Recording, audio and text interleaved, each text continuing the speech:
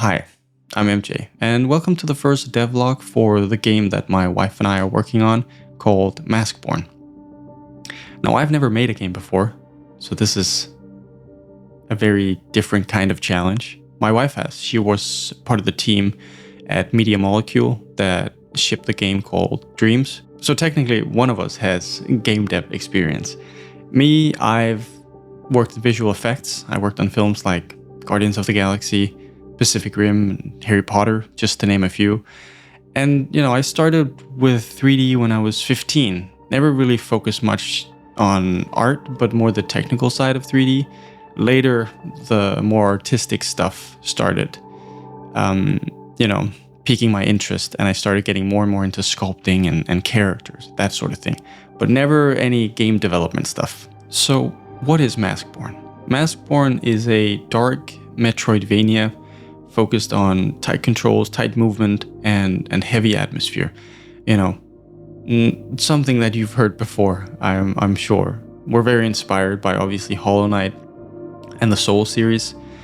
And me personally, I'm also a huge Zelda fan, and I've played a lot of Smash Brothers, gone to tournaments here and there. And I think within this Metroidvania genre, there's still room for, I don't want to call it improvement, but experimentation and things that I think we can bring to the table with some fresh eyes and a different perspective.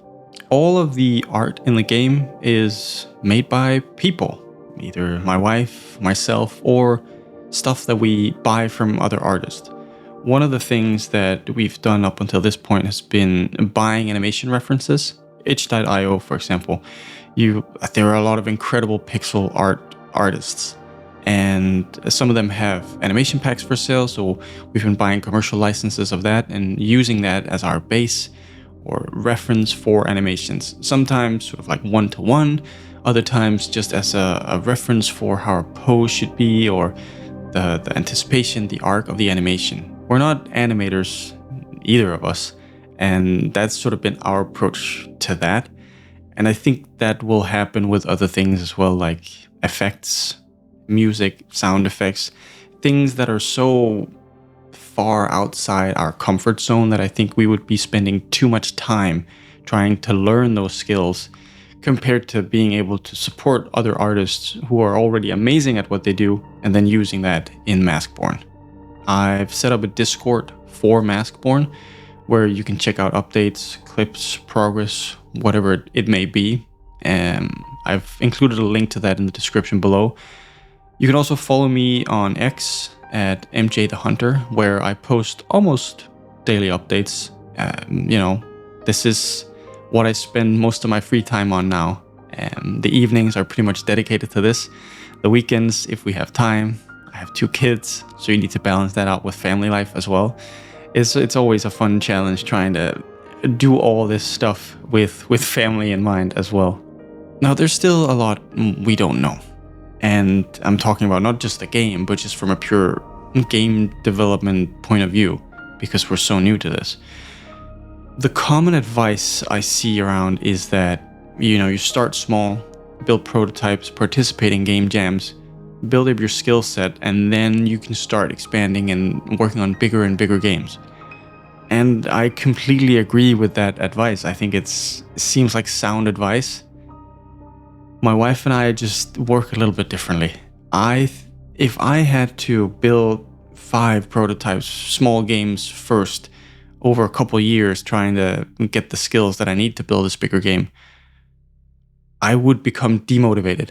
And so we're sort of going headfirst into this with probably the worst approach, but an approach that helps us stay motivated. And that is not a lot of experience in this, and just trying to make the game that we want to make. We've had a clear idea for the game and the overall story of Maskborn for a while.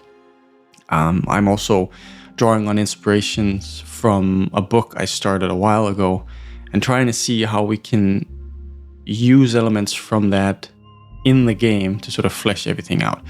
As for where the game is right now, we have, core player movement.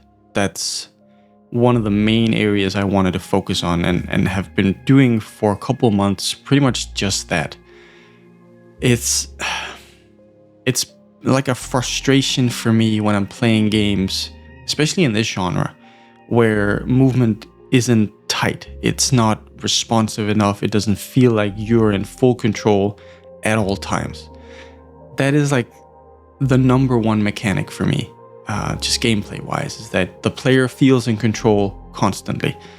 That you can always react to what's happening, and very Souls inspired in that way, where if you, let's call it panic roll, right, you get punished.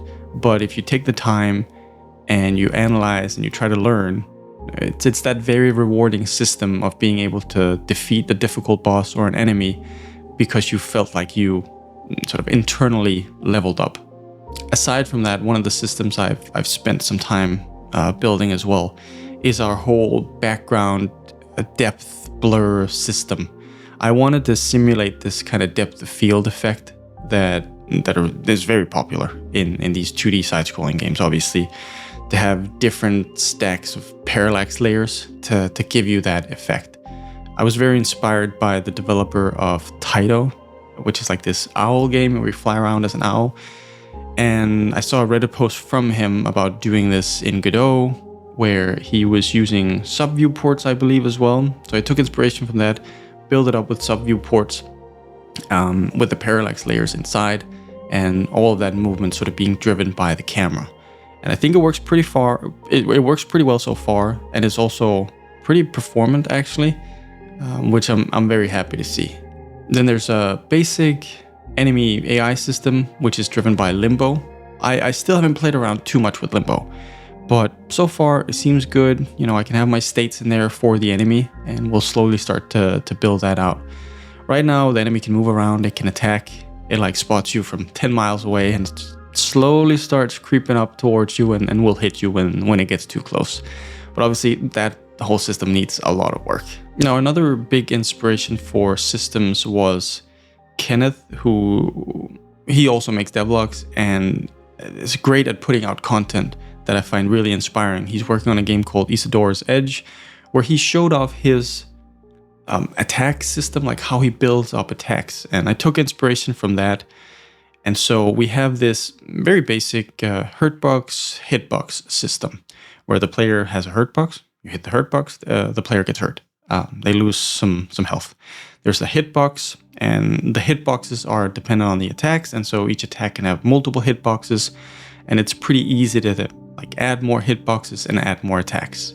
In the beginning, I was driving everything through the animated sprites in Godot, but it was incredibly hard to tweak, the frame data.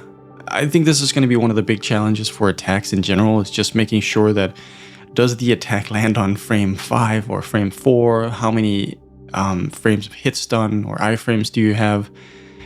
So what I decided to do was switch over to the animation player instead of the animated sprites. Now, the animated sprite still is like the parent of all the visuals.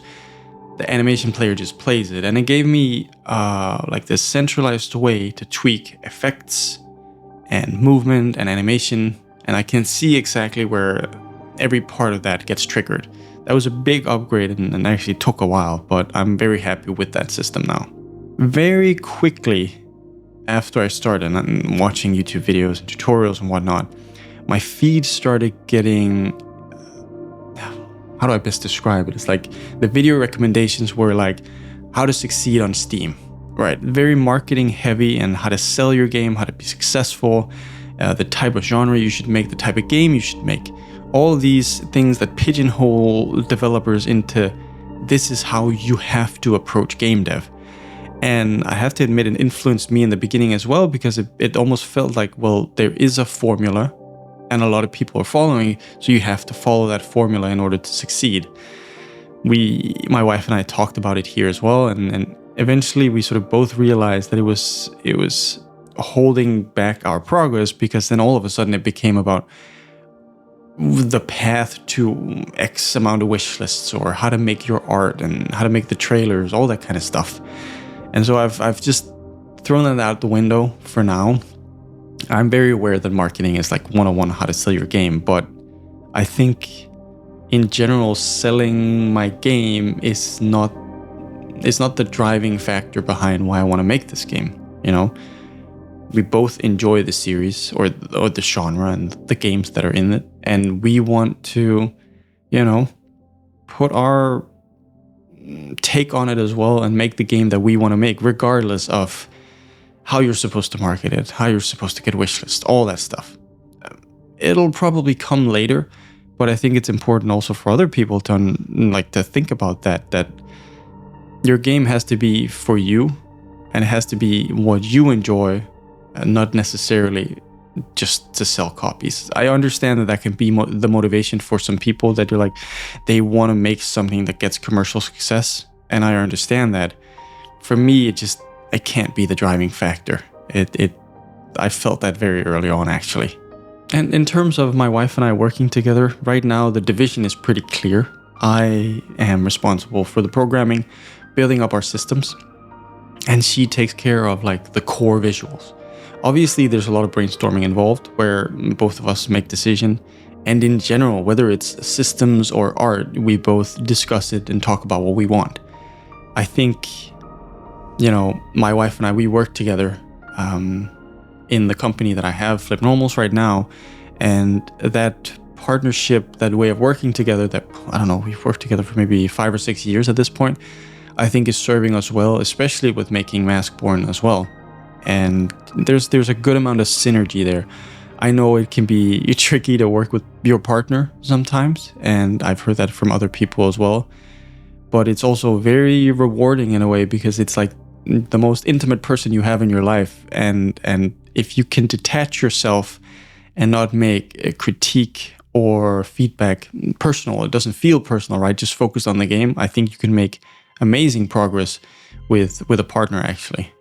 I think that's about everything I wanted to cover with this first devlog. I'm still, you know, getting my feet wet, both in terms of development, how to make games, and what I want for a devlog series like this. It'll probably evolve over the years. Right now, it's just more of an introduction, and I'll definitely be focusing more on some of the systems. If I make anything that I think is cool and especially noteworthy, maybe I'll dedicate just an entire devlog to that. We'll see. I'm not really set on a specific format or anything yet, but if you do want to follow along, you know, make sure to check back on this channel regularly. Follow me on Twitter at MJTheHunter, or the Discord, which is linked below, and I'll definitely make sure to update those channels as well whenever there's a new devlog out. So thank you so much for watching, and hopefully I'll see you again next time.